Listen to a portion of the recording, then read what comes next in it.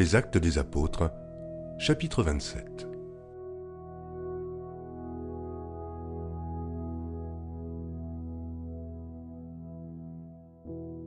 Lorsqu'il fut décidé que nous nous embarquerions pour l'Italie, on remit Paul et quelques autres prisonniers à un centenier de la cohorte Auguste, nommé Julius.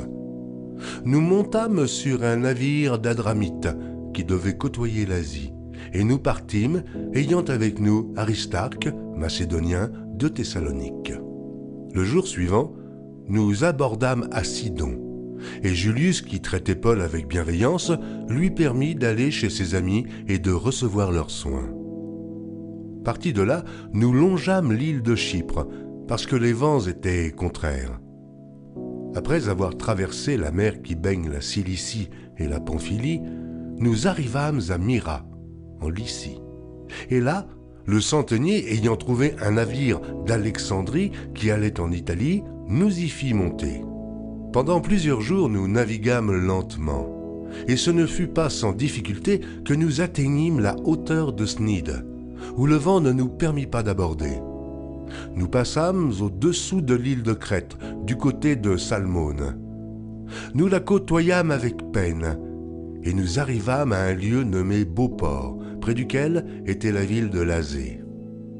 Un temps assez long s'était écoulé et la navigation devenait dangereuse, car l'époque, même du jeûne, était déjà passée. C'est pourquoi Paul avertit les autres en disant « Ô hommes, je vois que la navigation ne se fera pas sans péril et sans beaucoup de dommages, non seulement pour la cargaison et pour le navire, mais encore pour nos personnes. » Le centenier écouta le pilote et le patron du navire plutôt que les paroles de Paul. Et comme le port n'était pas bon pour hiverner, la plupart furent d'avis de le quitter pour tâcher d'atteindre Phénix, port de Crète, qui regarde le sud-ouest et le nord-ouest afin d'y passer l'hiver. Un léger vent du sud vint à souffler et, se croyant maîtres de leur dessein, ils levèrent l'ancre et côtoyèrent de près l'île de Crète. Mais bientôt un vent impétueux, qu'on appelle Eurachillon, se déchaîna sur l'île. Le navire fut entraîné sans pouvoir lutter contre le vent, et nous nous laissâmes aller à la dérive. Nous passâmes au-dessous d'une petite île nommée Clauda, et nous eûmes de la peine à nous rendre maîtres de la chaloupe. Après l'avoir hissée, on se servit des moyens de secours pour ceindre le navire et, dans la crainte de tomber sur la Syrte, on abaissa les voiles. C'est ainsi qu'on se laissa emporter par le vent. Comme nous étions violemment battus par la tempête, le lendemain, on jeta la cargaison à la mer, et le troisième jour, nous y lançâmes de nos propres mains les agrès du navire. Le soleil et les étoiles ne parurent pas pendant plusieurs jours, et la tempête était si forte que nous perdîmes enfin toute espérance de nous sauver. On n'avait pas mangé depuis longtemps. Alors Paul, se tenant au milieu d'eux, leur dit « Ô hommes, il fallait m'écouter et ne pas partir de Crète afin d'éviter ce péril et ce dommage. Maintenant, je vous exhorte à prendre courage, car aucun de vous ne périra, et il n'y aura de perte que celle du navire. Un ange de Dieu à qui j'appartiens et que je sers m'est apparu cette nuit et m'a dit « Paul, ne crains point. Il faut que tu comparaisses devant César, et voici, Dieu t'a donné tous ceux qui naviguent avec toi. C'est pourquoi, ô homme, rassurez-vous, car j'ai cette confiance en Dieu qu'il en sera comme il m'a été dit.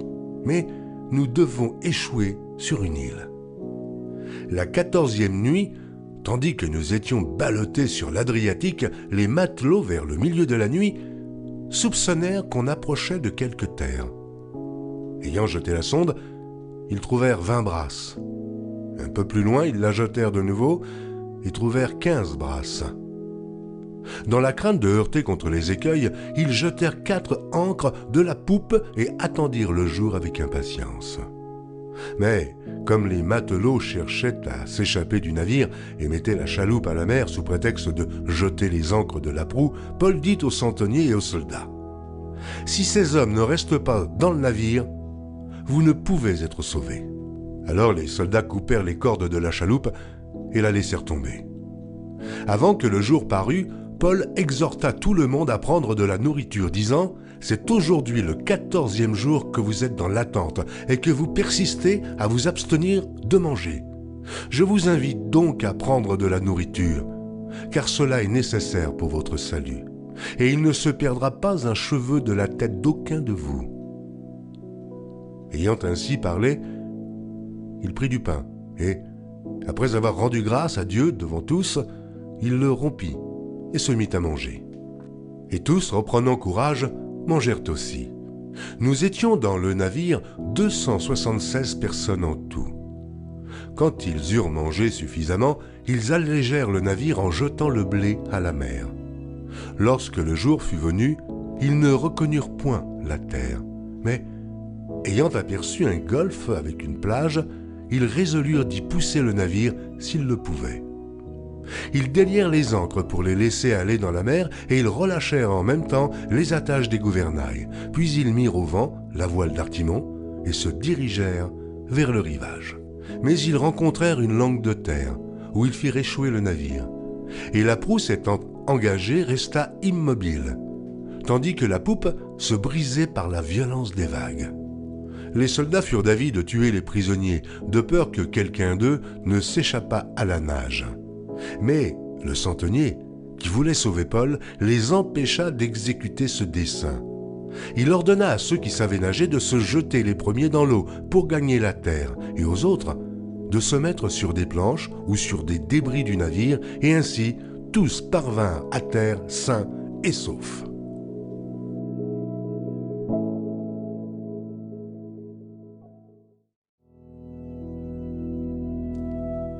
Les Actes des Apôtres, chapitre 28.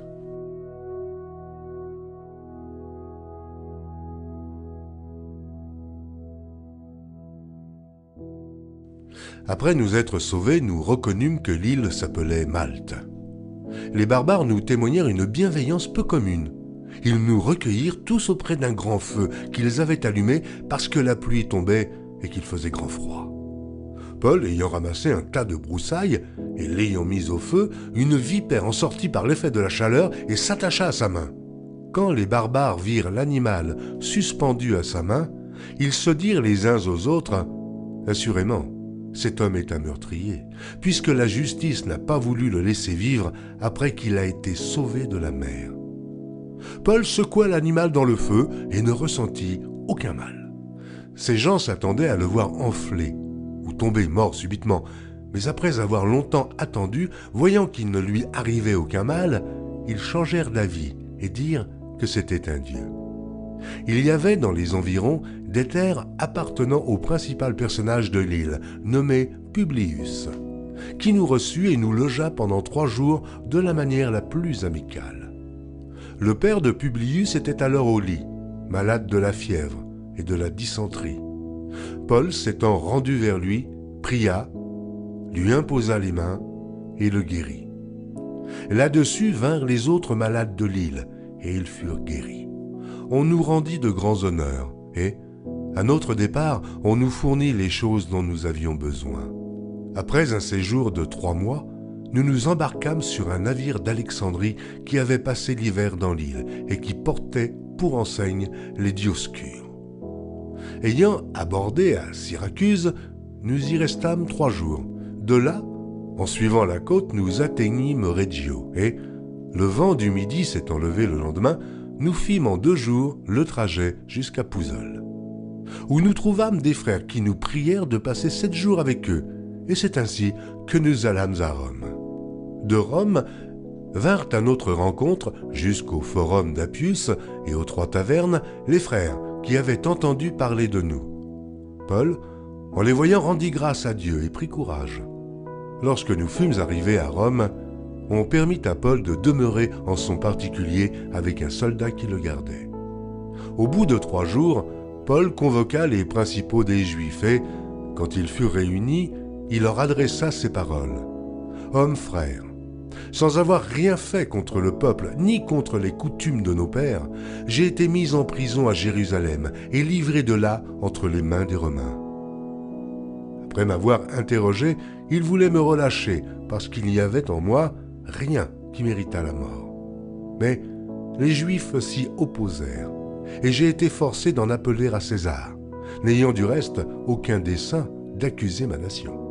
Voilà pourquoi j'ai demandé à vous voir et à vous parler, car c'est à cause de l'espérance d'Israël que je porte cette chaîne. » Ils lui répondirent, « Nous n'avons reçu de Judée aucune lettre à ton sujet, et il n'est venu aucun frère qui ait rapporté ou dit du mal de toi. Mais nous voudrions apprendre de toi ce que tu penses, car nous savons que cette secte rencontre partout de l'opposition. » Ils lui fixèrent un jour, et plusieurs vinrent le trouver dans son logis. Paul leur annonça le royaume de Dieu en rendant témoignage et en cherchant par la loi de Moïse et par les prophètes à les persuader de ce qui concerne Jésus. L'entretien dura depuis le matin jusqu'au soir. Les uns furent persuadés par ce qu'il disait, et les autres ne crurent point. Comme ils se retiraient en désaccord, Paul n'ajouta que ces mots. « C'est avec raison que le Saint-Esprit, parlant à vos pères par le prophète Ésaïe, a dit « Va vers ce peuple et dis « Vous entendrez de vos oreilles et vous ne comprendrez point. Vous regarderez de vos yeux et vous ne verrez point. Car le cœur de ce peuple est devenu insensible. Ils ont endurci leurs oreilles et ils ont fermé leurs yeux, de peur qu'ils ne voient de leurs yeux, qu'ils n'entendent de leurs oreilles, qu'ils ne comprennent de leur cœur, qu'ils ne se convertissent et que je ne les guérisse. Sachez donc que ce salut de Dieu a été envoyé aux païens et qu'ils l'écouteront. » Lorsqu'il eut dit cela, les Juifs s'en allèrent, discutant vivement entre eux.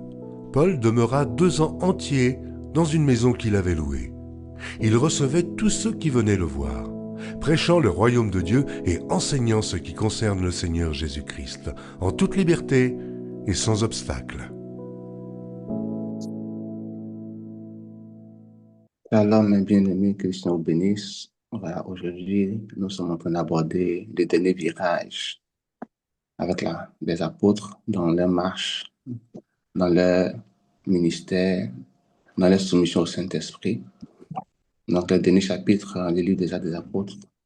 Et par la grâce du Seigneur, nous allons recevoir encore ce qui a été caché pour nous en ce jour, ce que le Seigneur a préparé comme repas, ce que le Seigneur a prédisposé comme enseignement, comme lumière, comme grâce, comme avertissement également aussi. Nous lui rendons toute la gloire. Et sur ce, je voudrais donner donc la parole à notre sœur Nathalie, maman Natou, pour qu'elle puisse nous partager ce que le Saint-Esprit a bien voulu donc lui accorder comme révélation. Sois bénie, ma sœur. Shalom. Shalom, shalom encore la famille, que le Seigneur bénisse abondamment. Le Seigneur dans sa grâce m'a permis de méditer ces 2 chapitres, ces derniers chapitres de Acte 27 et 28. Le chapitre 27 était marqué déjà, interpellé par le verset 3, où on parle de ce centenier-là, de Julius. Il est dit qu'il traitait Paul avec bienveillance. Il lui a même permis d'aller chez ses amis, chez des bien-aimés pour recevoir les soins. Il était vraiment interpellé par cette attitude. Donc, malgré que Paul soit un prisonnier, mais il usa de gentillesse avec lui. Et ça m'a fait penser à ces sages femmes dans Exode, qui aussi n'ont pas écouté l'ordre du roi et qui ont laissé vivre les enfants. Et pour la parole de Dieu dit le Seigneur a fait prospérer leur maison. Parce que je respecte dans mon cœur que le Seigneur a fait prospérer aussi la vie de ce Julius, ou la bienveillance, ou comment il a traité Paul vraiment. Ça, c'est parce que parfois les prisonniers, on les traite avec dédain, on les traite dur, on les traite mal, mais si ça a été dit là, c'est vraiment quelque chose de merveilleux. C'est quelque chose qui est rare en fait. Et aussi une interpellation afin de ne pas traiter les gens selon les conditions dans lesquelles ils se trouvent. mais de toujours user de compassion et de toujours user de compassion et d'amour envers mon prochain, quelle que soit la condition dans laquelle il se trouve. Ensuite, j'ai été aussi interpellée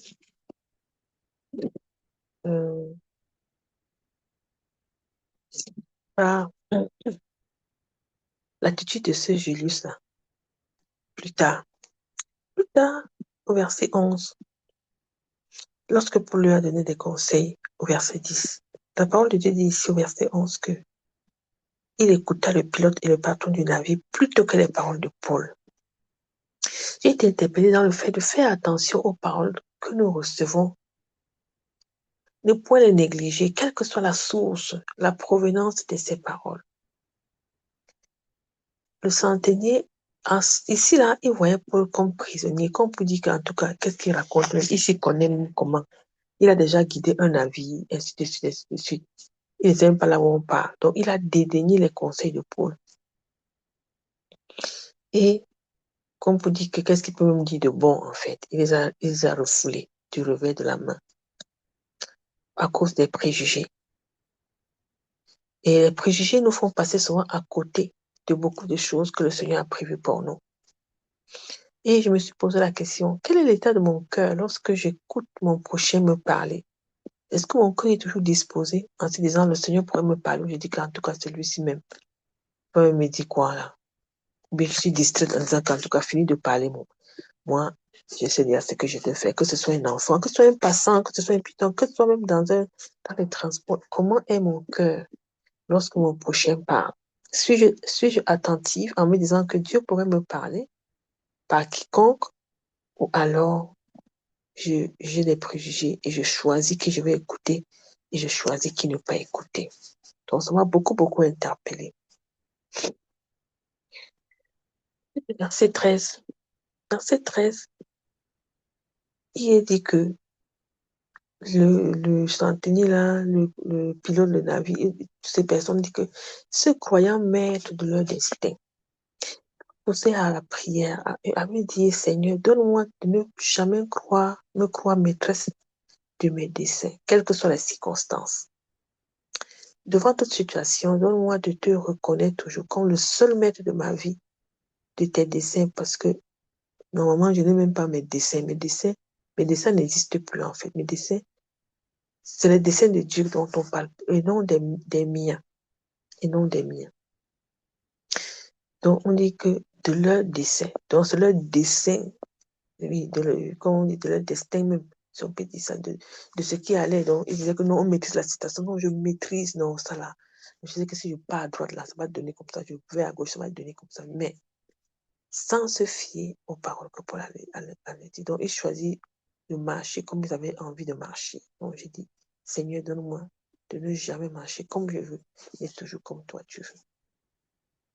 Et que je manifeste vraiment cette vie, que tu es maître de ma vie. Et ensuite, j'ai été interpellée par le verset 20. Le verset 20, quand j'ai lu ça, vraiment, m'a beaucoup touché. Ça m'a prolongé,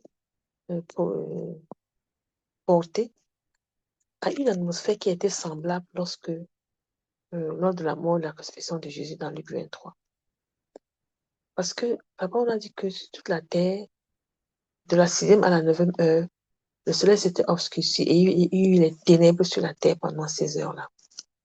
Et je vois aussi ici que c'était une situation vraiment désespérante. Humainement parlant, il n'y avait pas d'issue. Et parce que le soleil et la terre ne parlaient point, donc c'était vraiment les ténèbres. Et ils disent qu'ils perdaient toute espérance de nous sauver. Donc c'était tellement les ténèbres sur la terre qu'il n'y avait pas d'espérance. Et ça m'a fait penser donc à Luc 23, les ténèbres sur la terre lorsque Jésus, les 3 heures là, mais après il y a eu la lumière par la résurrection du Seigneur, qui a apporté la lumière sur la terre. Après ces 3 heures de ténèbres qui y sur la terre. C'est Luc 23, 44, 45. Je continue ce verset au verset 21. OK.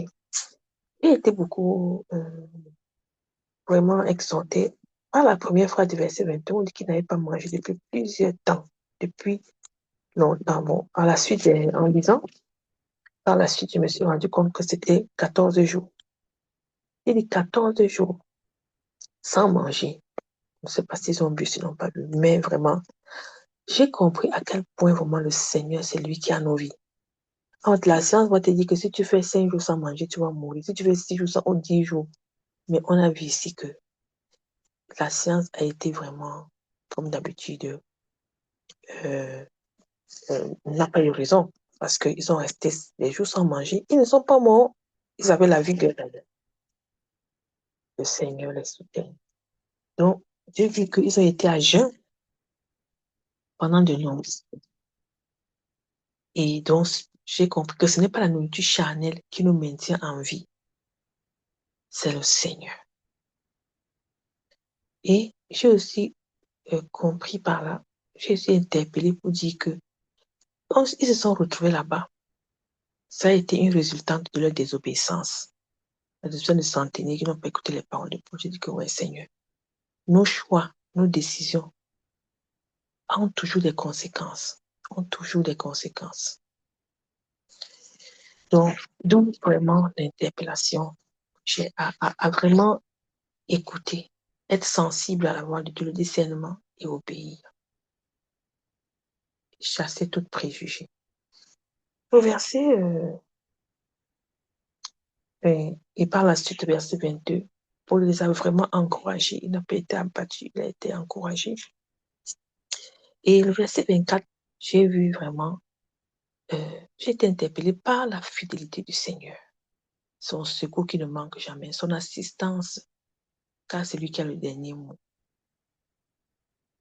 Parce qu'il est venu, à travers le verset 24, il est venu rassurer Paul en lui donnant des paroles de réconfort, des instructions, des paroles lourdes de sens, quand il a dit que Dieu t'a donné tout ce qui navigue avec toi.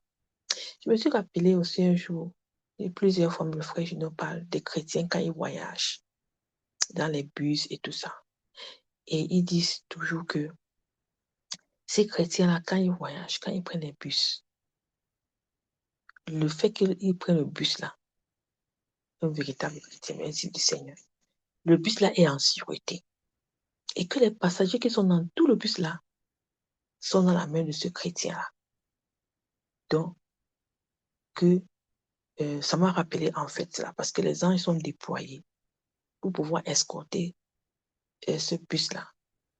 Donc, ça m'a fait penser à ça, d'où vraiment la nécessité pour nous, une déclaration à vraiment quelle est ma vie avec le Seigneur. Est-ce que je choisis ce que je dois faire et je fais ce que Dieu me demande quand ça me plaît?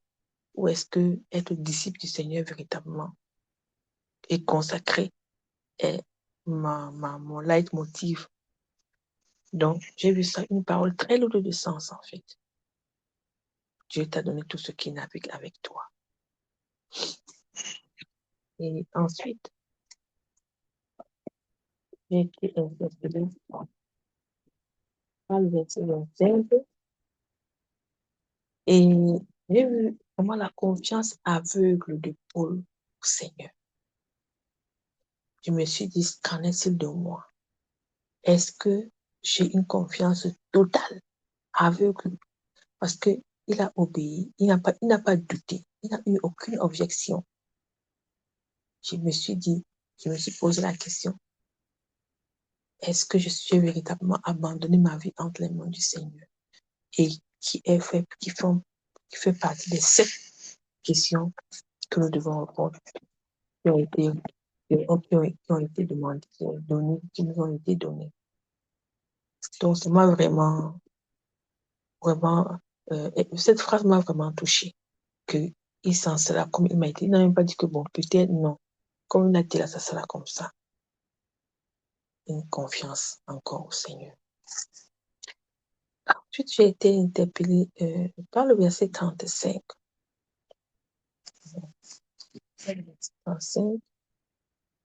Oui. Et quand Paul a exhorté, il leur a dit, il leur a invité C'était 14 jours. Il a invité de prendre du pain, de prendre de la nourriture. Et il a dit cela est nécessaire pour votre salut. Il les a encore rassurés. Il ne se perdra pas un cheveu de la tête d'aucun de vous. Il parlait avec une assurance. Une assurance. Il connaissait le Dieu qu'il servait. Comme il a même dit au verset 23. Il connaissait le Dieu qu'il servait. Donc, il n'y avait aucune trace de doute. Seigneur, aide-nous. Et il a montré l'exemple. Et il a dit que bon, prenez la nourriture, mais lui, il a commencé. Parce que verset 35, il a rendu grâce. Il a rompu le pain, il s'est mis à manger. Et après aussi, on dit au verset 36 qu'il prit courage et mangèrent aussi. Donc, il n'a pas seulement dit ça que debout. Non, il a donné l'exemple. Et ça aussi rassuré que non, celui-ci n'est pas en train de parler pour parler. C'est vrai que Luc connaissait, mais je vais dire, les autres passagers, les autres frères qui étaient là, les autres passagers, ils disaient que bon, celui qui me dit ça, bon, on va voir. Il n'avait peut-être pas, il avait peut-être plus peur, mais comme ils ont vu Pierre, on peut le manger, ils ont aussi été encouragés. Ah, faisons aussi comme lui, imitons-le. Et on a été marqué, interpellé par le verset 43. Le verset 43, où il est dit ici que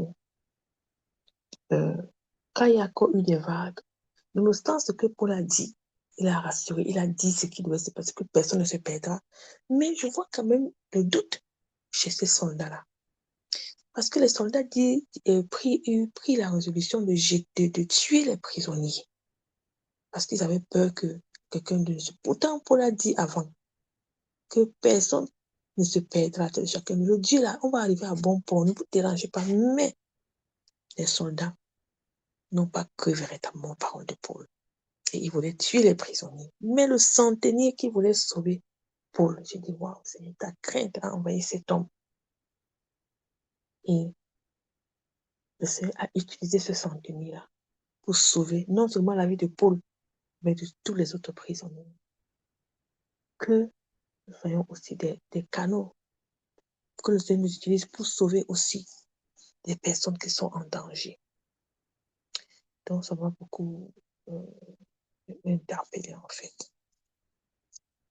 Je vais citer au chapitre 22. Le chapitre 28 a une particularité. Pour moi, on parle de l'Italie. Et du coup, je me sens toujours, chaque fois que je lis ça, c'est comme si je me retrouve, c'est comme si quelqu'un, on parle du Cameroun et on te dit Adamawa, Garwa, ou bien peut-être on parle de la Côte d'Ivoire, on parle de Korogo, on parle de Boaké. Donc, du coup, même si tu n'as pas été à Korogo, tu sens que c'est ton pays, donc tu te sens un peu plus à l'aise. Donc, et pour l'Italie, j'ai été interpellée d'abord par le verset 1. Le verset 1, on a parlé de l'île de Malte. Et je me suis souvenu que j'ai une sœur qui m'avait dit, qui a fait, par le passé, j'ai connu beaucoup de bien-aimés même, qui sont passés par Malte, parce qu'apparemment, on donnait facilement le visa pour étudier là-bas. Mais ces étudiants-là, que ce soit en Allemagne, que ce soit ici, passaient par Malte pour pouvoir venir étudier en Italie ou en Allemagne. Et une m'avait dit que quand il était venu de l'Allemagne ici, on était allé à Venise, elle avait dit que c'est comme la Malte, que c'est identique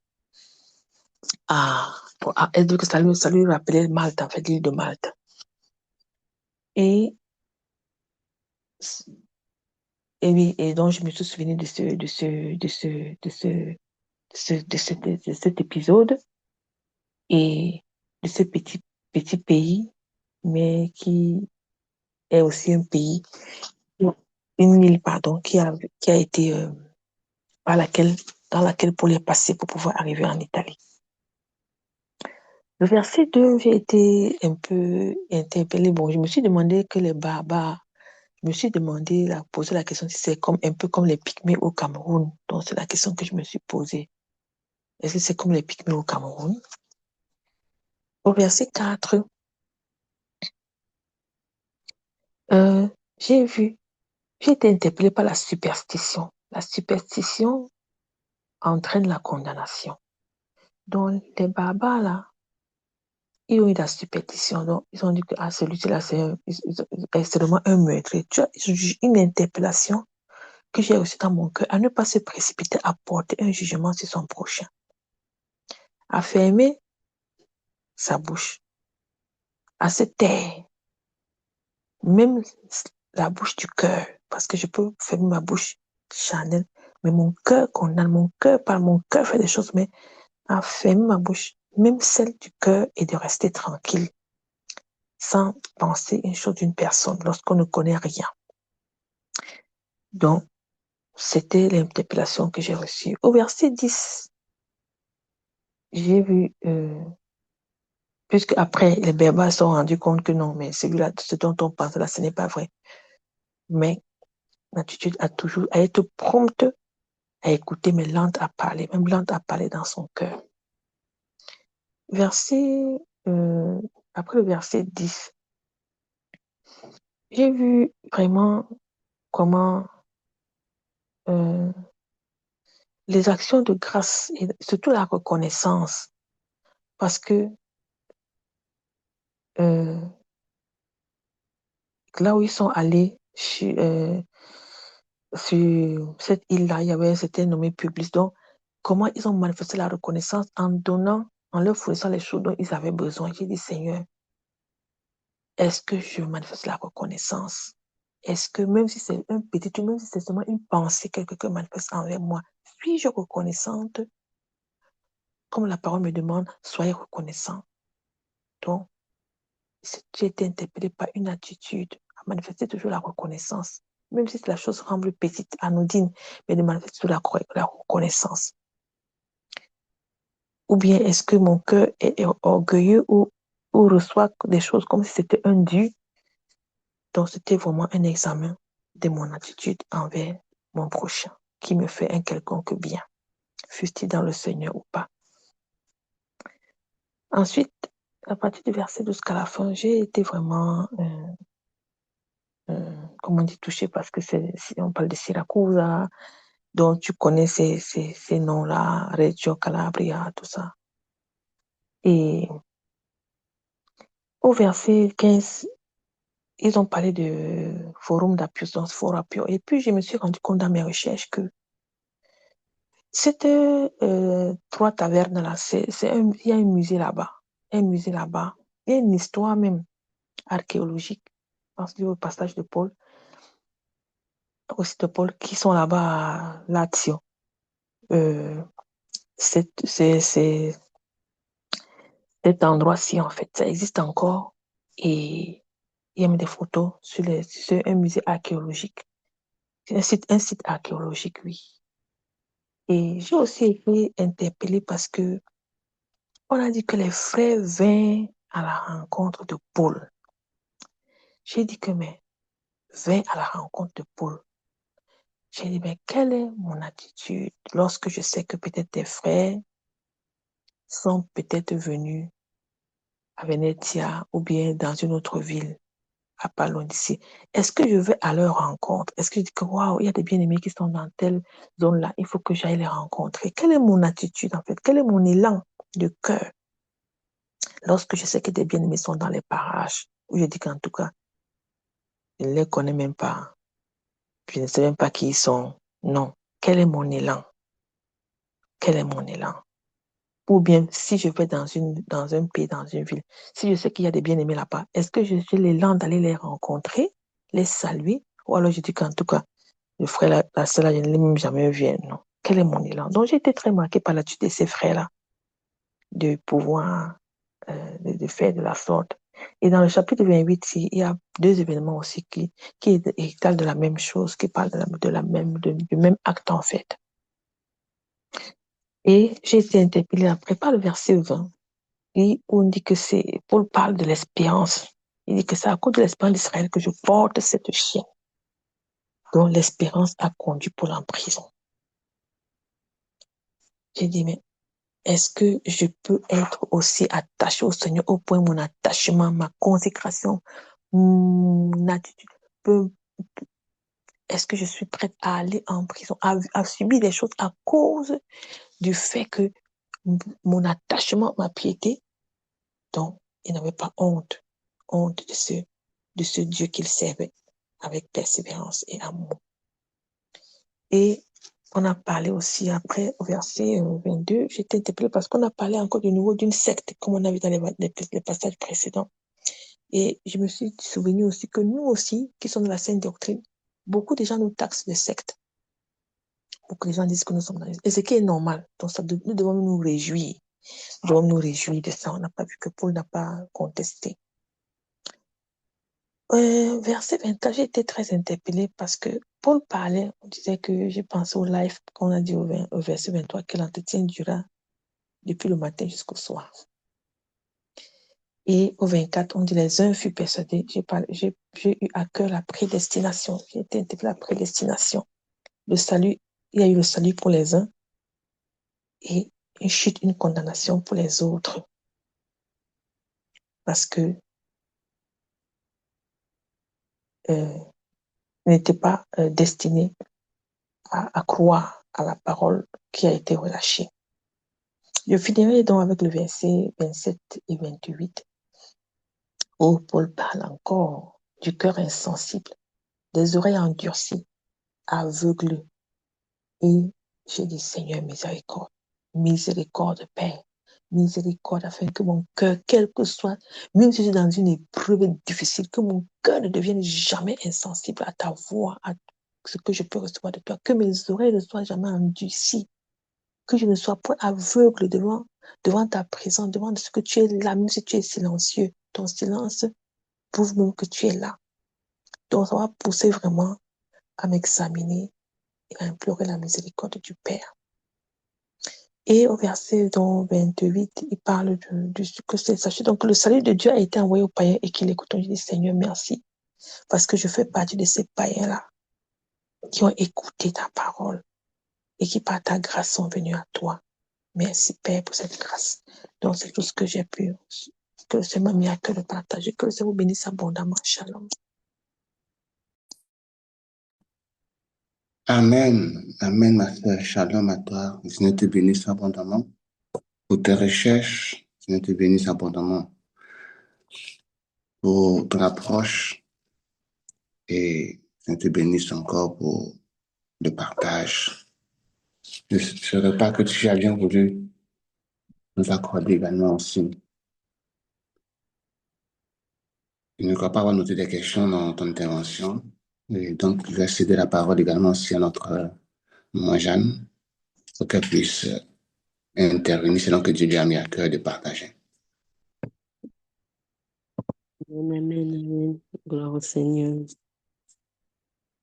Je rends grâce à Dieu encore pour ces 2 derniers chapitres du livre d'Actes des Apôtres. Ah, le Seigneur est merveilleux. On y va tout doucement et on y arrivera par la grâce du Père. Et il y a plusieurs points aussi que maman Nathalie a relevés qui m'ont également interpellée. M'ont également interpellée parce que dès qu'on a dit que nous embarquâmes pour l'Italie, j'ai été vraiment marquée. D'abord, la première chose qui m'a marquée vraiment, c'est de voir encore comment est-ce que quelqu'un peut s'asseoir et dire que non, Jésus n'existe pas, la Bible est une invention et tout ça là, avec des choses aussi spécifiques. Les lieux clairs que nous savons que oui, tel endroit, c'est tel endroit, tel endroit. C'est-à-dire que c'était tellement marquant de voir que ce ne sont pas des choses qui sont seulement écrites, mais effectivement, c'est des villes, c'est des pays qui existent. Je me rappelle encore quand mon chef travaillait encore à Octapharma, il était allé à Malte. Et je le taquinais en disant qu'il n'oublie pas de nous emmener un vestige du bateau de Paul. Donc, c'est vraiment marquant de se rendre compte à quel point les choses sont tellement réelles. Et quand je lisais encore ça, je me rendais compte, moi, j'étais vraiment contente. Et j'étais vraiment heureuse de dire, oui, je sais le vrai Dieu. Je sais le vrai Dieu. Les gens peuvent dire non, non, la Bible c'est une invention, le christianisme est une religion inventée. Oh. Mais la personne qui a inventé ça là, non, la personne est trop forte. Vraiment trop forte. Parce que avec tous ces endroits clairs que nous voyons, que nous connaissons, que nous maîtrisons, mais c'est marquant. C'est vraiment la première chose qui a attiré mon attention pendant que j'étais en train de méditer sur ce test et qui me rassurait encore de ce que j'ai choisi la bonne part. La deuxième chose qui m'a marqué, c'est vraiment l'attitude de Judas à l'égard de Paul, comme moi Nathalie disait. Moi, ça m'a marqué vraiment parce que je comprenais encore que parfois, lorsque on est au milieu des difficultés, le Seigneur a toujours sa façon de nous rassurer. Et on voyait encore dans les tests précédents comment le Seigneur même est venu lui-même en prison pour rassurer Paul. Et ici, dans ce cas, le Seigneur savait que dans là où tu es en train de partir, là, les gardiens, c'est là, ce n'est pas les gens sur qui tu peux compter. Donc, il a dépêché Judas. Il a mis dans le cœur de Judas l'amour pour Paul. La dernière fois encore, on parlait de l'amour entre David et Jonathan. Il a mis l'amour pour Paul. Et Paul vraiment a été au petit soin auprès de Judas. Il a vraiment été au petit soin. Il était vraiment, genre, même si officiellement je t'accompagne comme prisonnier, mais il a traité vraiment comme un être humain.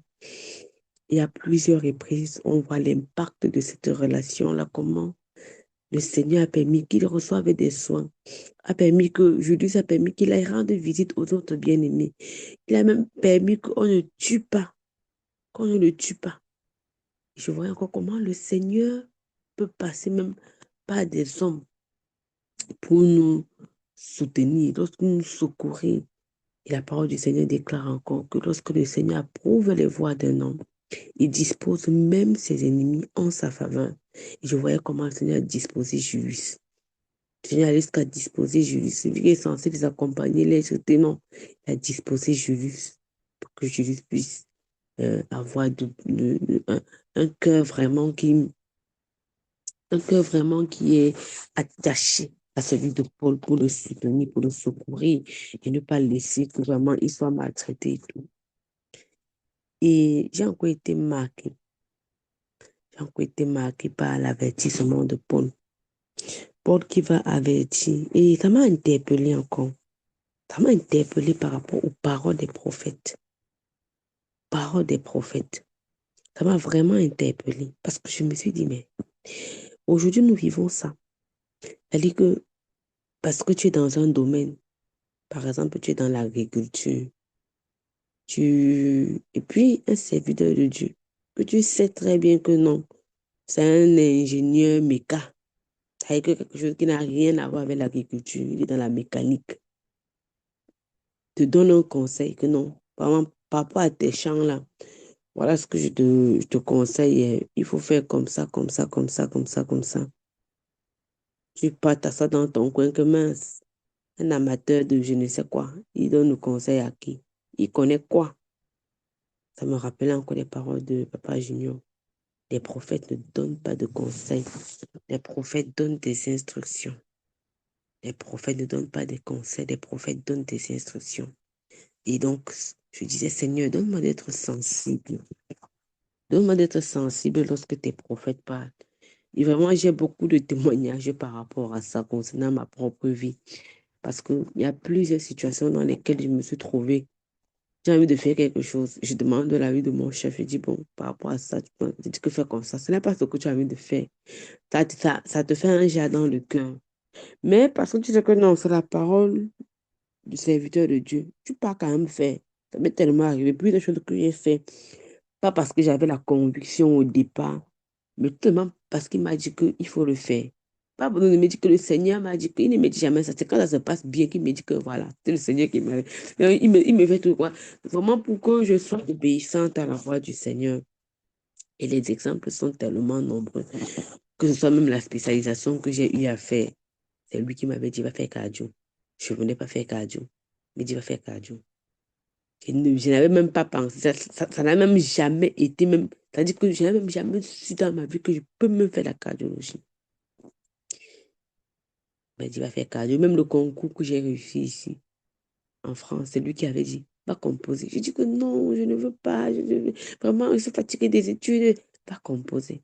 Et beaucoup de situations, vraiment, les situations sont tellement, tellement nombreuses. Tellement nombreuses où j'ai vraiment reçu ces instructions-là comme des conseils. Et j'étais vraiment interpellée que Seigneur, donne-moi d'être davantage sensible.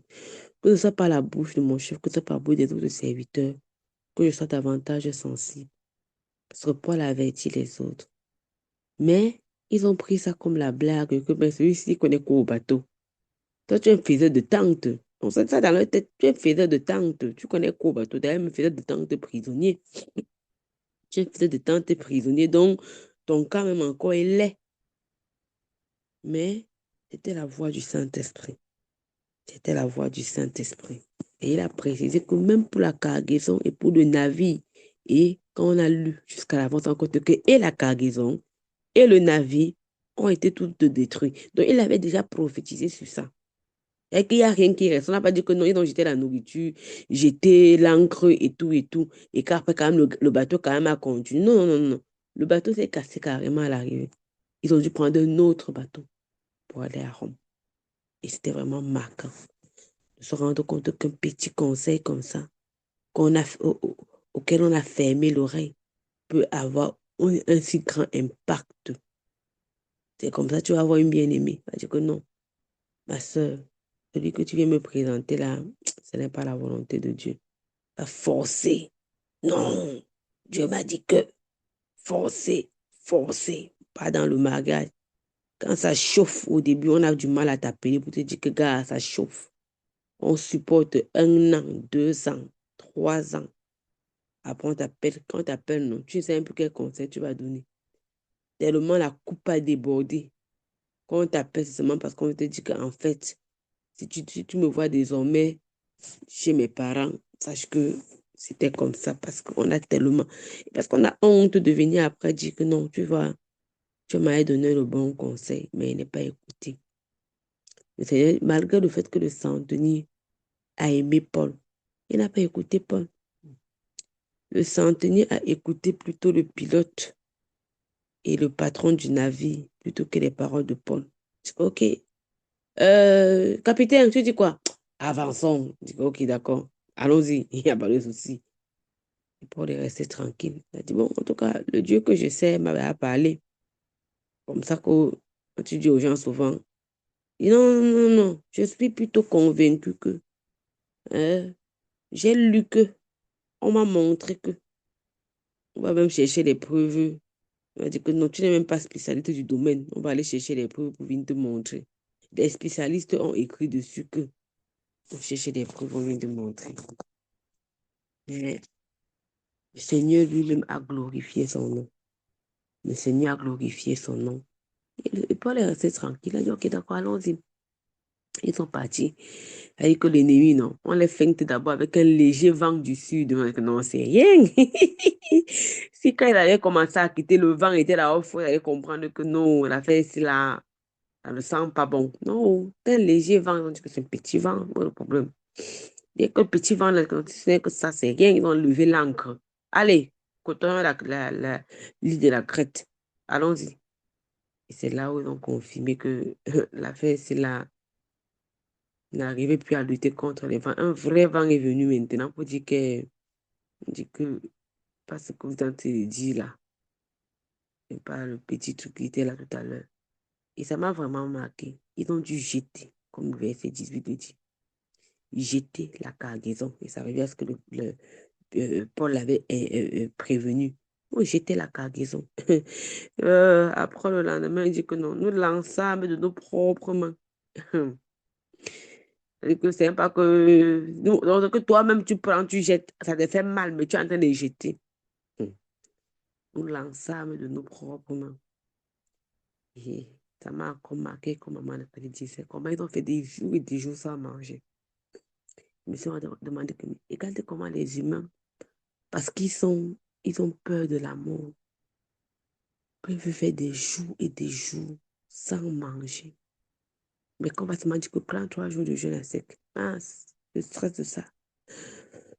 Tu commences à méditer. 4 jours, 5 jours, tu commences à méditer. À 14 jours. 14 jours parce qu'ils avaient peur de la mort. Comment l'être humain a peur de la mort. Aujourd'hui, ça me fait souvent sourire à l'hôpital. Ça me fait souvent sourire. Parfois, tu vois des patients qui sont hospitalisés et qu'on veut leur faire le bilan. Peut-être on veut les amener au bloc, on veut faire un geste et tout et tout. On les met à jeûne. Souvent, souvent la couronne là-bas, on les met à jeûne en journée. Tu vas voir le patient est à jeûne du matin.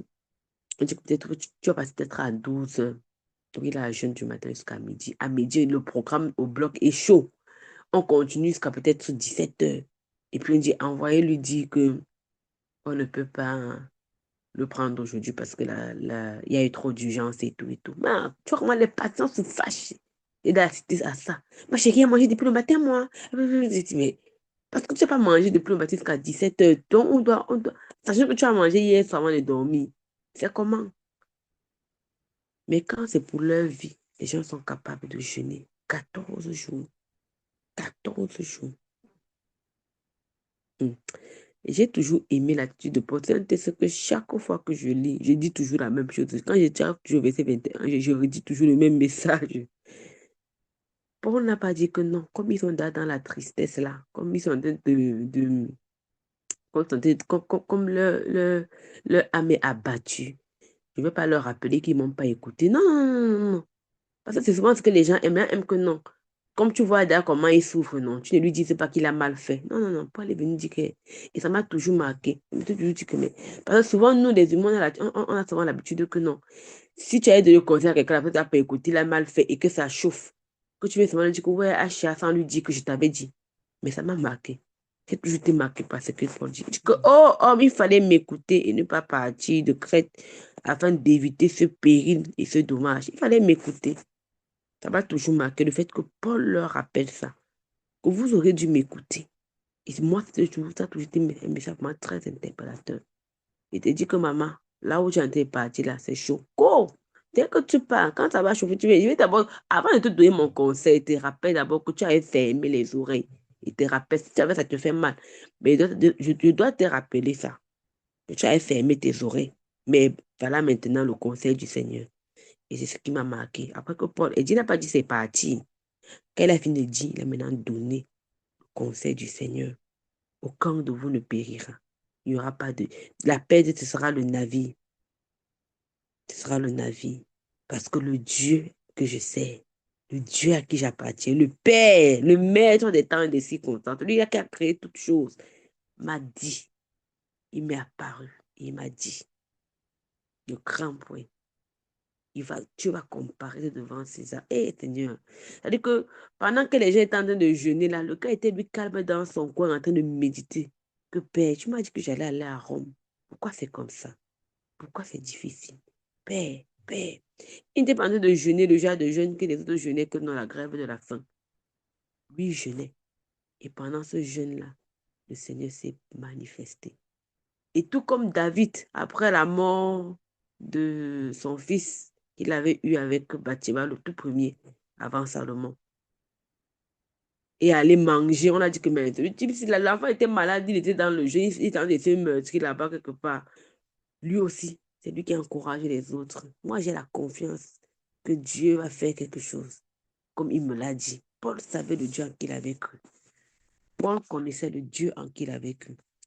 Et c'est là où Paul les encourage. Là où Paul les encourage à prendre quelque chose. Non, prenons quelque chose. Lui-même, il s'avance déjà. Il s'avance déjà, il les encourage. Et les gens voulaient fuir le bateau. Les gars voulaient fuir le bateau. Paul a dit, gars, ce que le Seigneur m'a montré là, si les gens s'y partent, ça n'a pas donné. Si ces hommes ne restent pas dans le navire, on ne peut pas être sauvé. C'est là où les soldats sont allés couper les cordes de la chaloupe. Et ils ont dit que ok, personne, on doit mourir, on meurt tous dans ce bateau-là, personne ne va quitter avant. Et moi, ça m'a marqué. Parce que le fait qu'il n'ait pas écouté le conseil de Paul au début, et que ça s'est passé comme ça. Le fait que Paul vienne leur rappeler encore que vous avez parlé, vous n'avez pas écouté, a permis que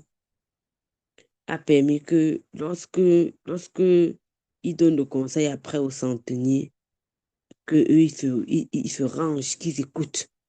Et ça m'a vraiment encore interpellé en me disant, si je n'ai pas écouté pour une première fois et que j'ai été sujet aux conséquences, que je ne ferme pas mes oreilles par la suite pour dire que de toute façon, mouiller, c'est mouiller, il n'y a pas de mouiller sec. Non, je peux encore rattraper. Je peux encore me rattraper. Parce que souvent, c'est ça, quand quelqu'un est déjà noyé, tu veux encore le conseiller à quelqu'un qui se marie mal. Tu as encore le conseil comment se comporter dans le mariage. Elle dit que non, je vais seulement divorcer. Ou bien quelqu'un qui tombe dans le péché et tombe enceinte. Tu veux me dire que non, regarde, la conseil dit que non, je vais seulement avorter. C'est-à-dire que non, que mouiller, c'est mouiller, pas de mouiller, c'est qu'ils veulent se marier jusqu'au bout. Mais ils ne se sont pas dit ça. Ils ne se sont pas dit qu'ils vont aller jusqu'au bout. Ils ont écouté par la suite le conseil de Paul. Et moi, ça m'a vraiment marqué. La parole de Dieu montre encore le nombre de personnes qui étaient. 276 personnes en tout. 276 personnes en tout. Et le Seigneur les a préservés. Personne n'est mort. Personne n'est mort. Les soldats ont même voulu libérer une partie, mais le centenier a voulu sauver Paul. Et personne n'est mort. Et ils ont dit que, ok, celui qui peut nager, nage. Celui qui peut faire comme ça. Mais tout le monde a été sauvé. Tout le monde a été sauvé. Dans le chapitre 28, j'ai été marqué encore par l'attitude des habitants de Malte. La convivialité avec laquelle ils ont accueilli Paul et tous ceux qui étaient dans le bateau avec lui. Les gars ont même complété l'hiver, les gars ont même allumé un grand feu, que gars, venez vous réchauffer ici. Vraiment cette gentillesse-là. Malgré le fait qu'ils savaient que parmi eux, il y a des prisonniers, ils n'ont pas dit que non. S'ils viennent violer nos filles, s'ils viennent voler dans nos maisons, s'ils viennent faire ceci, ils n'ont pas eu cette attitude-là. Mais vraiment, ils ont manifesté de la bienveillance à leur égard. Et ils se sont vraiment dit, ok, d'accord, allons-y et tout. Et j'ai été vraiment marqué par la suite par cette vipère-là qui sort et qui s'attache à la main de Paul. Le Seigneur, ce qui est écrit dans la parole, le Seigneur l'accomplit. Le Seigneur l'accomplit certainement. Et ça m'a vraiment rappelé Marc, le dernier chapitre de Marc. Quand le Seigneur parle encore dans Marc chapitre 16, il dit, je vais commencer au verset 16. Celui qui croira et qui sera baptisé sera sauvé, mais celui qui ne croira pas sera condamné. Voici les miracles qui accompagneront ceux qui auront cru. En mon nom, ils chasseront les démons, ils parleront de nouvelles langues, ils saisiront des serpents. Ils saisiront des serpents. Et c'est ce que le Seigneur a manifesté ici.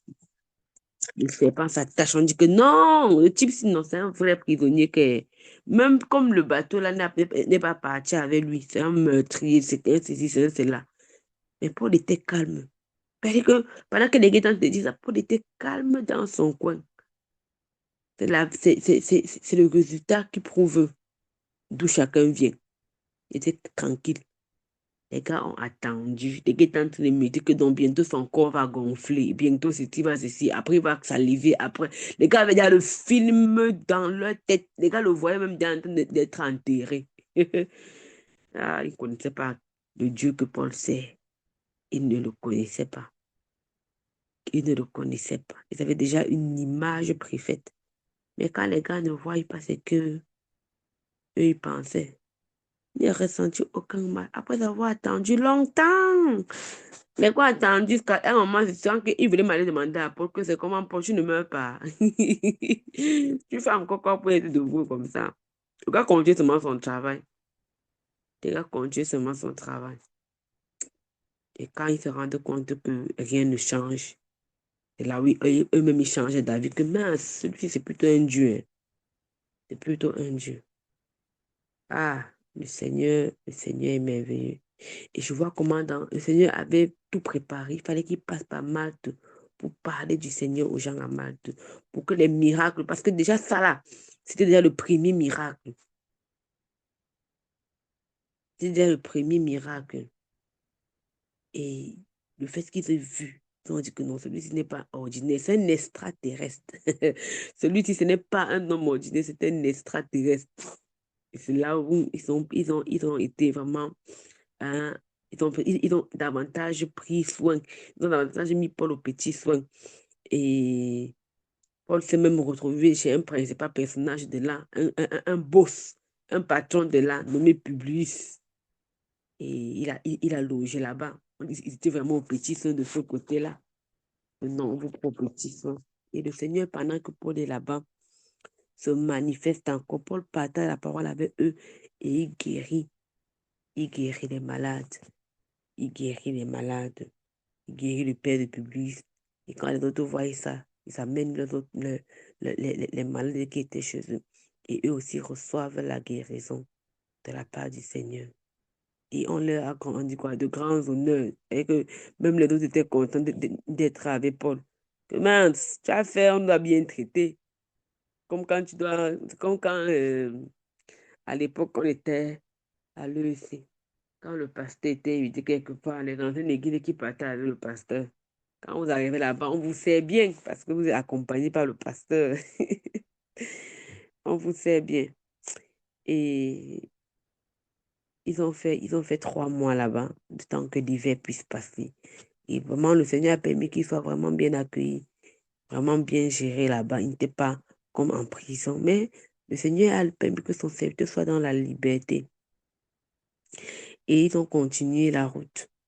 Ils ont continué la route et même passé chez des bien-aimés. On fait 2 jours ici, on fait 7 jours là-bas. Et ça m'a vraiment encore marqué. Chaque fois que je lis les écrits de Actes des Apôtres, je suis davantage marquée à rendre visite aux bien-aimés, passer du temps chez les bien-aimés. Si le Seigneur permet que ce soit que ce soit une heure efficace, que ce soit une heure vraiment dans sa sainte présence, si permet que ce soit une journée, que ce soit vraiment une journée dans sa sainte présence. Si le Seigneur permet vraiment que ce soit un mois, que ce soit, que le Seigneur, vraiment c'est merveilleux d'avoir des moments avec ses frères. C'est merveilleux d'avoir des moments avec ses frères. Et quand Paul arrive à Rome, il prend la peine de lui-même convoquer les principaux sacrificateurs, les principaux des Juifs et tout ça. Il prend lui-même la peine pour pouvoir causer avec eux. Et il explique exactement la situation. Voilà, je viens comme ça parce que, comme ça, comme ça, comme ça. Mais lui-même, il rappelle qu'on n'avait rien trouvé qui méritait la mort. Mais les Juifs se sont opposés. Il est obligé d'appeler à César. Il est obligé d'appeler à César. Et comme il savait que non, ces gens-ci ne sont pas sérieux. Si je reste ici, là, ça ne va pas donner.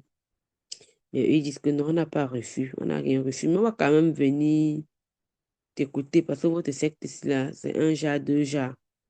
On s'est rendu compte que dans ce que vous faites souvent, là où vous passez, là, c'est toujours bizarre, bizarre. Et Paul n'a pas craint de leur annoncer. Il n'a pas craint que non. Peut-être qu'ils vont se comporter comme les Juifs qui étaient à Césarée. Peut-être qu'ils vont se comporter comme les Juifs de Jérusalem. Il a dit non, je vais parler du Seigneur. Paul n'a pas regardé que non. Il n'allait pas charnellement. Il lui a dit que tu vas témoigner de moi jusqu'à Rome. Et Paul a témoigné effectivement du Seigneur. Il a accompli cela.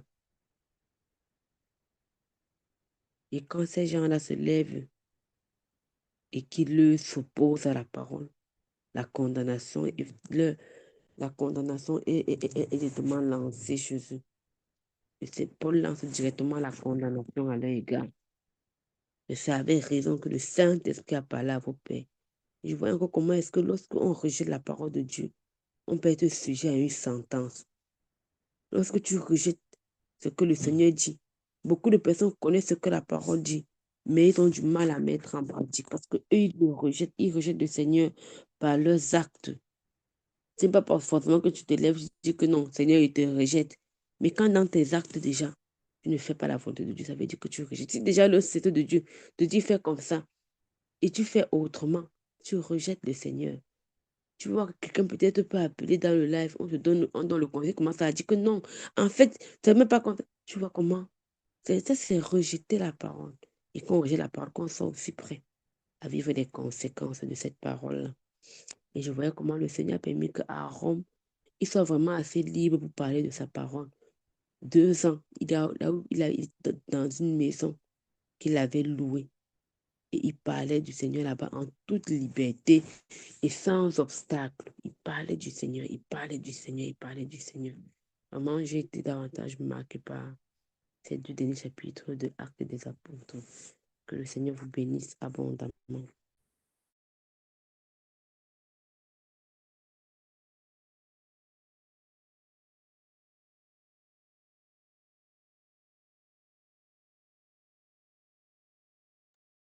Papa J, si tu parles, on ne t'écoute pas. Hein. Ton micro est fermé. Merci beaucoup. Que le Seigneur vous bénisse abondamment. Merci pour ces interventions. Je ne vois pas d'autres mains.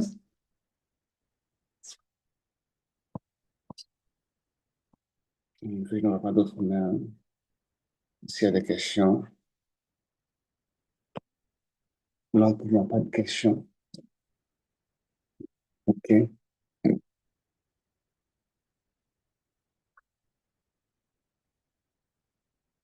Donc, bien aimé, nous allons en tout cas continuer.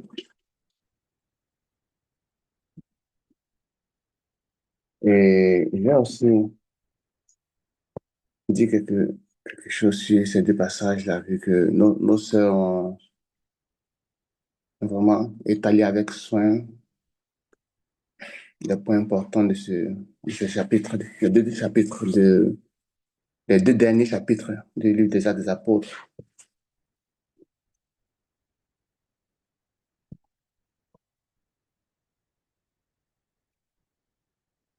On peut voir comment est-ce que Maman Jeanne disait, la parole de Dieu s'accomplit toujours, toujours. En se révélant au Seigneur, en se révélant à Paul, le Seigneur avait comment il aurait souffert pour son nom.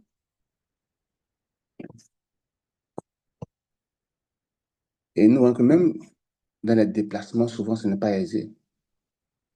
En lisant les Actes des Apôtres, nous avons vu comment est-ce que Paul a dû souvent être expédié ipso facto hors de la ville, mis dans des paniers le long de la muraille pour descendre partout. En tout cas, ces déplacements n'ont pas toujours été faciles.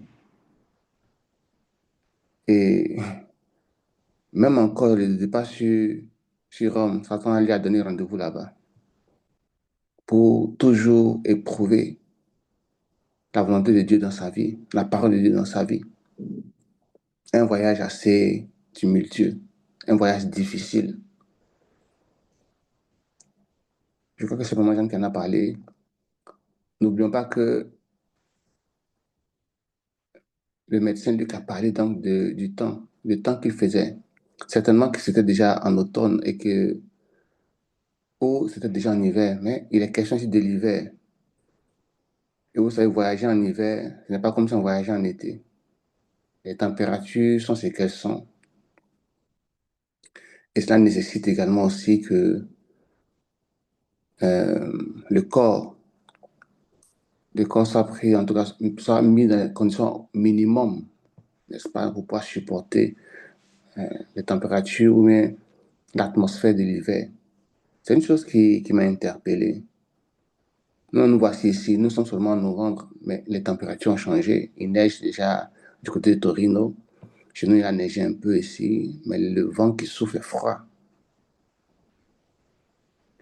Et quand le Seigneur interpelle, dire, bon, même si la température, Dieu nous parle, qu'est-ce que Dieu ne dit pas? Qu'est-ce qui est tabou chez le Seigneur? Qu'est-ce qui est trop caché pour qu'il n'en parle pas? Dieu avertit sur tout. Dieu avertit sur tout. Malheureusement, Paul n'étant pas le détenteur non, du bateau, parce qu'il y avait le bateau, il y avait le centenier, il y avait le pilote. Ils ont fait ce qu'ils voulaient faire. Ça n'empêche pas que ce qui est là soit subi par tout le monde. Et par la désobéissance d'une personne ou par l'obéissance d'une personne, les conséquences négatives comme positives peuvent se répandre, n'est-ce pas, sur plusieurs autres destinées. C'est une chose que je retiens. Et nous pouvons voir cela par l'obéissance du roi David, quand il était jeune, à aller affronter Goliath, tout le peuple d'Israël a été délivré.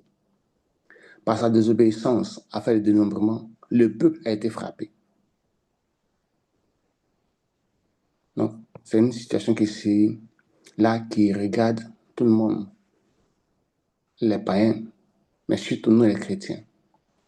Comment est-ce que, au travers de ma vie, des portes peuvent s'ouvrir, l'ennemi peut frapper, non pas moi seul, mais tous les autres, pardon, tous les autres.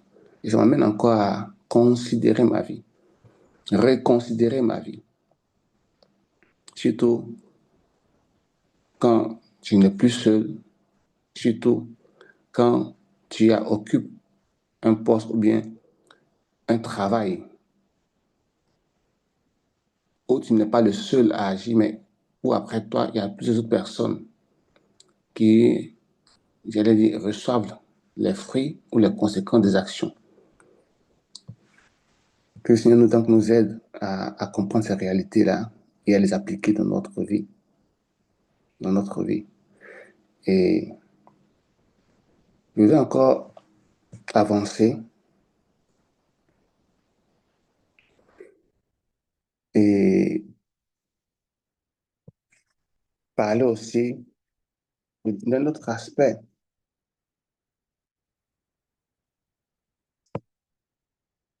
L'incertitude du monde païen par rapport à la certitude que nous avons. Quand on était païen et qu'on faisait des erreurs, on ne savait pas vers qui se tourner pour recevoir instruction, conseil, comme moi j'en disais, pour redresser les tirs. Parce qu'après avoir commis la gaffe qui était là, ce n'était pas qu'aujourd'hui nous avons les radios à bord, on peut faire lancer les SOS, les fusées, pour être repérable, et puis un navire plus grand vient nous aider. Ce n'était pas le cas en son temps.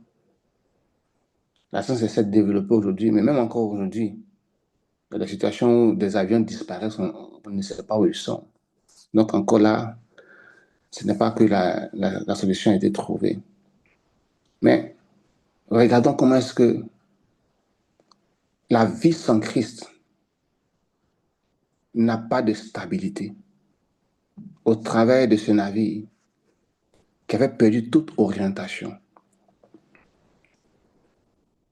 C'est comme un enfant de Dieu qui marche de désobéissance en désobéissance. Une vie sans aucune direction.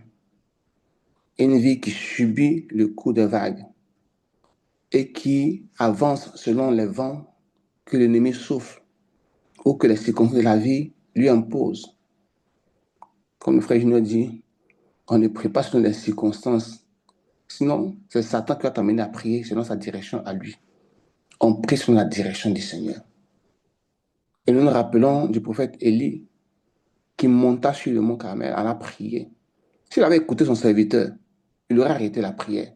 Parce que les réponses qu'il recevait, les circonstances dans lesquelles il était, ne donnaient aucune pluie. Voilà, dès qu'il monta, il se prosterna et mit les pieds entre les genoux. Il pria. Il envoya son serviteur pour aller voir. 7 fois, une vie sans le Saint-Esprit, une vie sans écouter le Seigneur Jésus, est comme ce bateau qui avait à son bord 276 personnes. Vous imaginez 276 personnes. Ce n'est pas un petit bateau. Je ne sais pas combien de personnes sont attachées à ta vie. Je ne sais pas combien de personnes sont attachées à ma vie. Il vaut mieux, comme Pierre l'a dit, obéir à Dieu plutôt qu'aux hommes. Il vaut mieux obéir au Saint-Esprit. C'est une petite pensée qui a traversé ton esprit. Tu l'as négligée, tu l'as méprisée. C'est un conseil, comme maman Jean le disait, qui t'a été donné par un païen. Tu as négligé, tu as méprisé. J'ai une interpellation que tu as faite un enfant. Tu as méprisé. Tu es conducteur. Il y a une sœur qui s'est à peine convertie, qui t'interpelle sur une situation. Tu méprises, tu avances. Oh, que le Seigneur nous fasse grâce. Combien de personnes sont cachées derrière nous par lesquelles Dieu voudrait, ou au travers de nous, que Dieu voudrait atteindre. 276 personnes. Maintenant, regardez une chose. Si les frères juniors voulaient être désobéissants au Seigneur, où en serait-il avec tout ce peuple qui aujourd'hui le suit? Si le frère Gaël voulait être désobéissant au Seigneur, où en serait-il? Que chacun d'entre se pose la question, et si, et si, et si? 276 personnes. Ce n'est pas rien. Pour un temps pareil, ce n'est pas rien. Et la plupart étaient des prisonniers. Ça veut qu'on parle de la traite négrière, mais regardez un peu ce qui se passe. Même entre eux, ce n'était pas des Noirs. On parle ici de Jérusalem. Ce n'est pas qu'on est venu en Afrique ramasser des Noirs, non. Donc ceux qui sont panafricanistes, etc., ce n'est pas que les Blancs, eux, c'était le lait, ils se faisaient cadeau. C'est des personnes qui vivaient dans les pays qu'on a expatriés, qui sont carrément partis jusqu'en Italie. Ce qu'ils sont devenus, on ne sait plus jamais ce qu'ils sont devenus. Mais ça m'a fait vraiment frémir de savoir que par ma vie, plusieurs autres personnes peuvent être impactées, ou en bien, ou en mal. Et ça, le Seigneur nous interpelle toujours par rapport à ça. Même Moïse, que le Seigneur nous aide, afin que là où nous sommes, quel que soit là où nous sommes, nous sachions écouter le Seigneur pour marcher dans la direction qu'il veut. La conséquence peut ne pas être immédiate, mais dans le cours des événements, dans la succession des choses de la vie, nous pourrons voir, ou nous pourrons voir les fruits positifs ou négatifs de notre obéissance ou de notre désobéissance. Et comme moi Jean l'a dit, le jeune, c'est un médecin qui, n'oubliez pas que c'est un médecin qui a écrit, hein, donc un scientifique.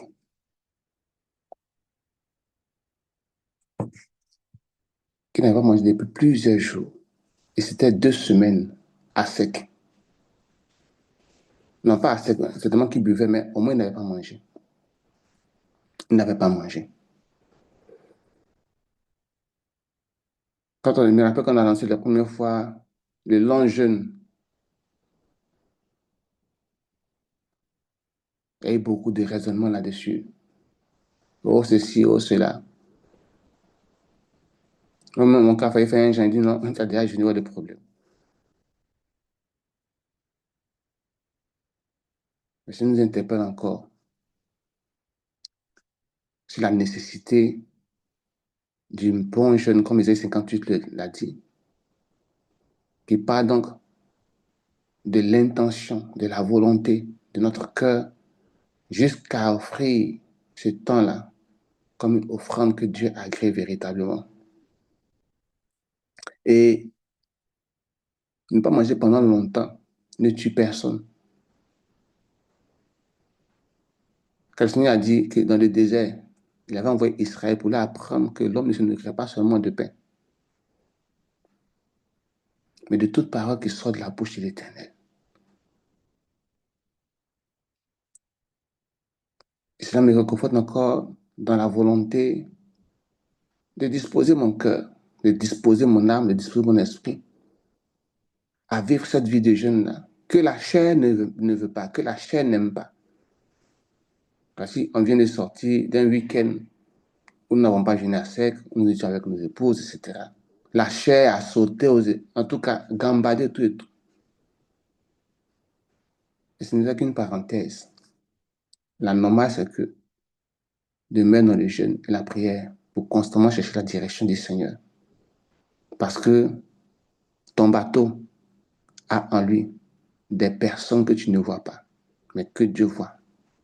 que Dieu connaît. Et selon que tu obéis au Saint-Esprit, tu suis la bonne direction. Et si tu n'obéis pas, tu subis le sort comme le bateau qui transportait la vie de Paul et des autres prisonniers. Je vais aller au chapitre 28 pour ne pas répéter les mêmes choses.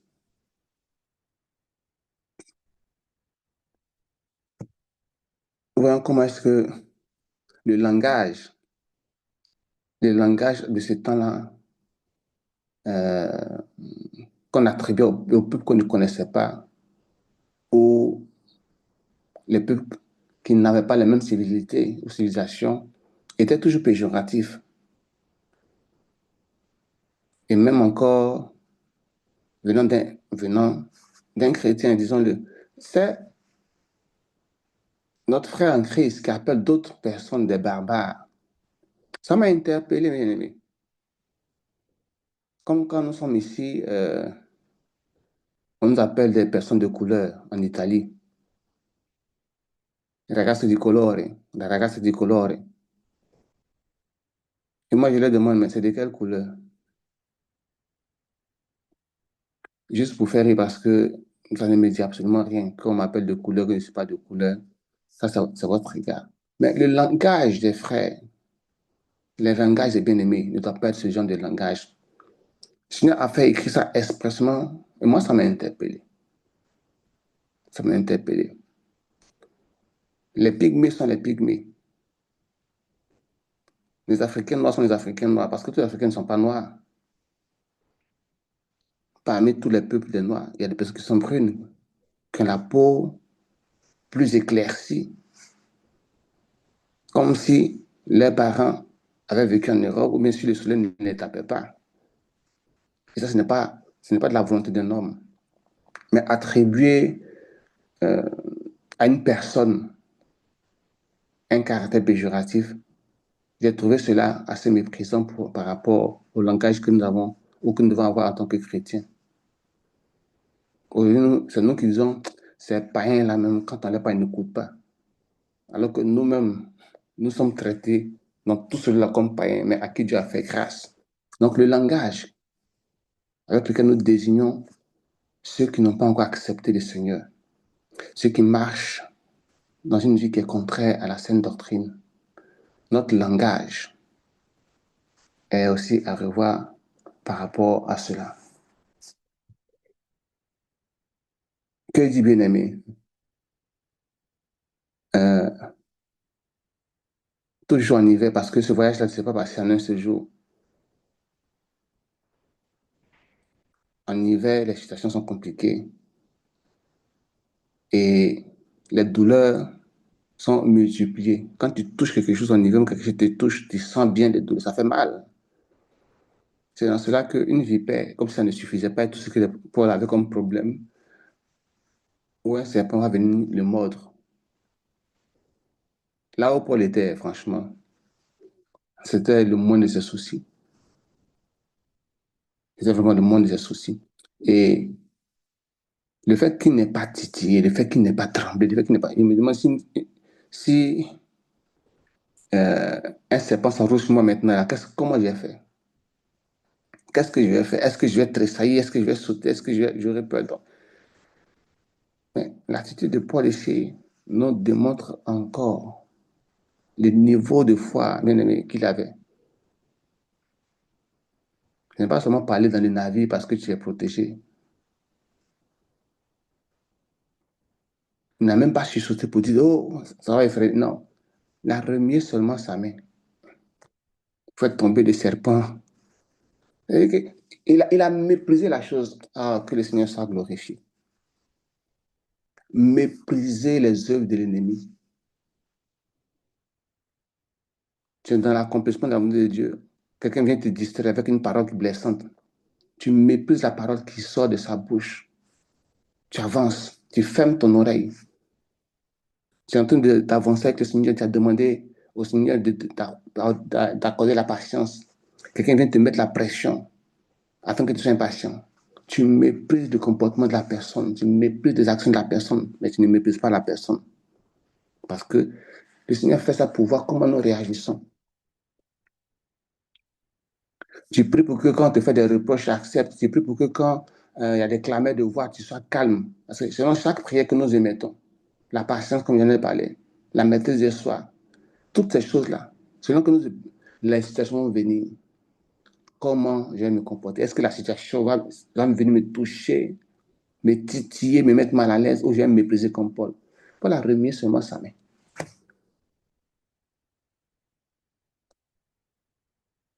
Seigneur, aide-moi à ne pas me charger des choses inutiles. Je sais déjà que le serpent, ce n'est pas bon. Pourquoi je vais m'affoler? Il vient pour que je m'affole. Je ne m'affole pas. Je lui démontre le contraire. Je le renvoie dans le feu. Tu es sorti du feu, voulu m'attaquer. Je te remets dans le feu là où tu étais. Tranquillement, repars là où tu es. Je n'ai pas besoin de toi. Ce n'est pas de ça que Paul avait besoin. Et regardez bien aimé. Le serpent peut encore ressortir de là-bas. Hein. Mais il est resté là-bas. Il n'est plus sorti. Ce n'est pas que Paul a jeté du bois sur lui. Il a remué sa main seulement. Ce n'est pas tombé dans le feu. Il est resté là-bas.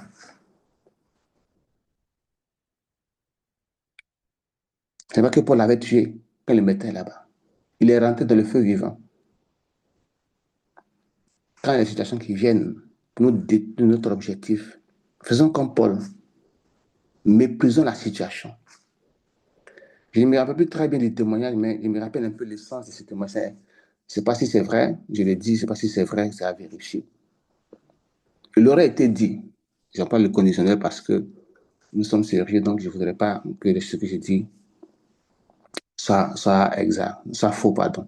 Il aurait été dit qu'un serviteur de Dieu, je ne me rappelle plus son nom, était, était endormi. Et puis, Satan est entré dans sa chambre, remuer la maison, tout, tout et tout, déplacer son lit, tout ça là. Il se réveille, il voit Satan. Il a regardé comme ça, il dit, ah, c'est toi. Apparemment, c'est tout ce qu'il aurait dit. Donc, quand il a dit ça, ça a tellement découragé l'ennemi qu'il voulait partir. Il dit, avant de partir, remets tout en ordre et puis remets mon lit à sa place. Et il a continué à dormir. Je ne sais pas si c'est vrai, mais en tout cas, la pensée est celle-là. Quand l'ennemi vient, pendant que tu es en train de marcher, je veux marcher dans l'obéissance. Puis la pensée vient, fais ça. Désobéis ici, fais ça. Mépriser ces paroles-là. Ne pas lui accorder de l'importance. C'est vraiment un caractère que je voudrais encore adopter dans ma marche avec le Seigneur. Ne pas accorder de l'importance, de la valeur à tout ce qui veut me démoraliser, à tout ce qui veut réveiller en moi la colère, le manque de pardon, le manque d'amour, la désobéissance, à tout ce que l'ennemi a voulu mettre dans ma vie, dans mon cœur, dans mes pensées, comme mauvaise pensée, comme mauvaise œuvre, comme mauvaise action à poser par rapport à ce que Dieu m'a dit de faire. Que le Seigneur vraiment m'aide. Que le Seigneur m'aide donc à agir et à marcher dans cette direction-là. Et je voudrais encore dire merci au Seigneur pour les personnes qui ne le connaissent pas forcément, mais qui ont de bonnes dispositions de cœur. Mais il y a des gens qui sont descendus sur des îles, on les a découpés, on les a mangés. On les a même tués, mais ils ont été reçus favorablement. Le Seigneur les a précédés parce que Paul devait arriver jusqu'à Rome, annoncer l'évangile et être instrument entre ses mains pour que sa parole soit répandue. Rome étant la capitale du monde en ce moment-là, pour qu'elle puisse partir partout. Le cœur de ces hommes était un cœur que Dieu avait préparé. Parce qu'ils ont accueilli en un seul jour, le nombre est encore important, 276 personnes. Quand la parole dit que tu allumes un grand feu, imaginez un peu pour 276 personnes, quel genre de feu il faut allumer pour pouvoir réchauffer tout le monde là. Il pleuvait et il faisait très froid.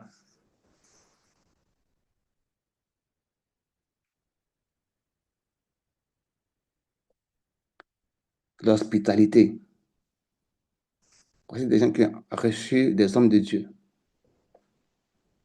qui avaient des anges avec eux. Et Dieu s'est manifesté. Dieu s'est manifesté. L'hospitalité. L'hospitalité. On n'en parlera jamais assez. L'hospitalité. Ce n'est pas seulement recevoir des gens, mais c'est aussi pouvoir donner un logement à quelqu'un d'autre. L'hospitalité. Accueillir quelqu'un, lui donner un verre, chauffer.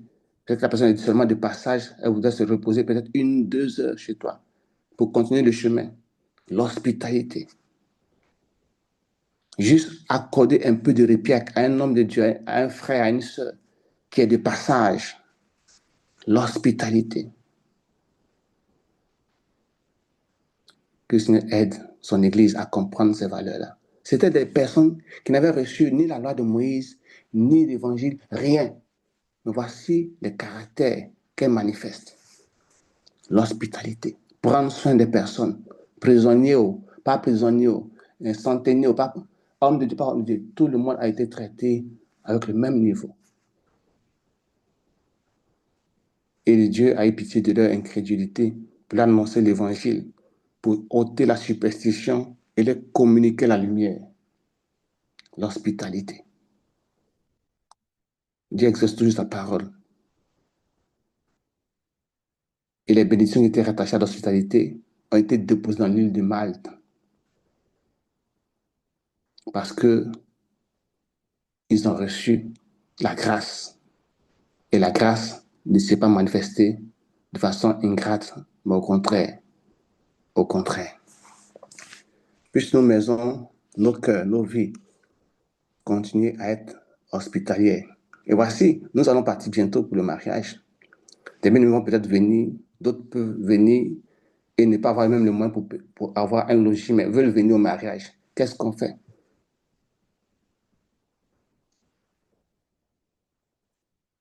Que le Seigneur nous aide, bien-aimés. Que le Seigneur nous aide. Qu'est-ce qu'il peut dire de Paul à Rome? Même encore pour arriver à Rome, ils ne sont pas venus directement. Tout ça, c'était dans le plan du Seigneur. Laisser des traces de l'évangile un peu partout. Même si aujourd'hui la science ou d'autres religions veulent effacer. En Turquie, par exemple, l'islam est monté à un tel point où on ne se rappelle même plus de l'évangile. Aujourd'hui, en Turquie, l'islam combat, oui, l'islam combat la foi. Les chrétiens sont persécutés. On n'en parle pas, mais certains frères en Christ vivent là-bas et racontent comment c'est difficile par rapport à la foi. Mais la Turquie ne fait pas de l'Asie mineure où l'évangile a été répandu, où l'islam est venu vouloir effacer. Mais la parole de Dieu n'est pas effaçable. Aujourd'hui, la religion catholique, je vais en parler, c'est rare que j'en parle, mais a voulu effacer la puissance de la parole qui a été prêchée parce que Paul n'a bâti aucune dénomination partout où il est passé. Il n'y a eu aucune dénomination partout où Paul a prêché l'évangile depuis qu'il a commencé à Antioche, à Damas. Il n'a bâti aucune dénomination. Aucune dénomination, quoi qu'il pouvait le faire. Il n'a créé aucune, vraiment, permettez-moi de le dire, il n'a été le président d'aucune organisation d'église. Ça n'existe nulle part. Et donc, que ce soit à Pozzuoli, les Tre Taverne, à Reggio Calabria, jusqu'à Rome, tous ces coins où aujourd'hui la religion catholique est fervente et à des églises à peut-être chaque 10 mètres, chaque 15 mètres, chaque 20 mètres, pour vouloir effacer l'évangile par des baptismes et des pratiques qui n'ont rien à voir avec la pensée du Seigneur. Le Seigneur continue, écartant donc tout ce qui est édifice humain, tout ce qui est œuvre humaine. Le Seigneur continue à manifester sa puissance par la parole en envoyant ses serviteurs sur le terrain. Et je voudrais dire vraiment merci au Seigneur parce que il ne se limite pas à notre incrédulité, encore moins aux difficultés que nous créons pour que sa parole avance. Mais devant chaque difficulté, Dieu a plus que la solution et la grâce de Dieu continue à agir. Et la grâce de Dieu continue à agir. Et je rends grâce encore au Seigneur. Je dis merci au Seigneur parce que, quoique connaissant son sort, c'est une situation que Paul a toujours brandi haut et fort. Il ne s'est jamais plaint que son ministère soit toujours entaché de difficultés. Même s'il devait pleurer, comme l'a dit à Timothée, tu as vu mes pleurs, mes souffrances. Ce n'est pas qu'il pleurait pour agacer quelqu'un, ou pour faire retomber la faute sur quelqu'un. C'était son lot, c'était sa part. Si ta part pour toi est d'être éprouvé de continuer à pleurer constamment, il n'y a rien de dépressif là-dedans. C'est ta part. Dans la parole même, il est écrit les lamentations de Jérémie, n'est-ce pas, mes bien-aimés? Dieu pouvait écarter ça de sa parole, mais c'est écrit les lamentations de Jérémie.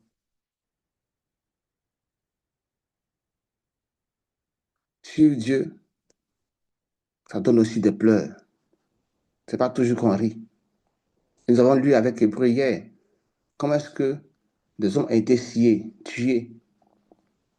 Et encore ici à Rome, ils ont été déguisés comme des animaux. On a mis le sang sur eux. On les a placés donc au centre de l'arène. Et les lions les ont mangés vivants. C'était des frères en Christ. Des frères en Christ. Paul ne s'est jamais plaint. Jamais. Jamais. De ce que les chaînes étaient à ses mains, à ses pieds, pour en faire subir cela ou pour essayer de jouer mentalement sur la pensée ou sur l'intellect, comment on dit ça, sur l'état d'âme des frères. Il n'a pas fait reposer ses douleurs, ses difficultés sur les épaules de notre frère. Au contraire, il les a supportés avec joie. Il les a supportés, c'est-à-dire quoi? Avec estime, reconnaissant que cela était ainsi pour lui un témoignage de participation aux souffrances de Christ, de reconnaissant ainsi comme quelqu'un qui était digne de marcher avec le Seigneur, pas par sa propre volonté, mais que Dieu avait trouvé digne. Donc chacun a sa part, chacun a son lot. Et ce n'est pas à mépriser. La foi, la vie chrétienne des personnes remplies du Saint-Esprit est parsemée de souffrances à tous les niveaux. À tous les niveaux. Il y a des moments de joie. Oh, gloire au Seigneur pour cela. C'est vrai, pendant 2 ans, on a laissé en toute liberté d'être en résidence surveillée, mais on ne l'a pas empêché de faire quoi que ce soit. Mais à la fin, nous connaissons. Il a été traité comme le pire des voleurs, décapités. Il y a des gens qui restent en prison et puis meurent dans la prison, mais décapités. Tout cela, Dieu sait, Dieu voit. Et Dieu laisse ainsi. Ce n'est pas à nous de nous appesantir sur les souffrances par lesquelles nous passons. Jacques nous a interpellés pour cela. Je crois que c'est dans Jacques chapitre 1, de regarder aux souffrances, n'est-ce pas, comme les circonstances que Dieu utilise pour perfectionner notre foi. Et afin que nous puissions tirer de ces souffrances-là la joie. De la joie. Mais il faut arriver à un certain niveau pour comprendre que quand je souffre, c'est pour me donner de la joie. Ce n'est pas évident. Et c'est comme nous sommes en train de conclure avec les actes des apôtres, c'est un caractère que je retiens de la vie de Paul. Puisse le Seigneur m'aider. Puisse le Seigneur nous aider dans ces temps de souffrance à ne pas les décharger sur quelqu'un pour faire sentir l'autre mal ou à ce qu'on puisse apitoyer sur moi. Jésus l'a dit aux femmes qui pleuraient sur lui. Ne pleurez pas sur moi, mais pleurez plutôt sur vous et sur vos enfants. Pas d'apitoiement. Hé, ma soeur, tu vois, oh, tu vois. Tu as vu, oh, tu as vu. Et puis, tu entends Achia dire, merci. Yako, merci. Que Dieu te bénisse. Toi, au moins, tu comprends. Je ne dis pas qu'on ne doit pas être compatissant. Non, ne mélangez pas ce que je suis en train de dire.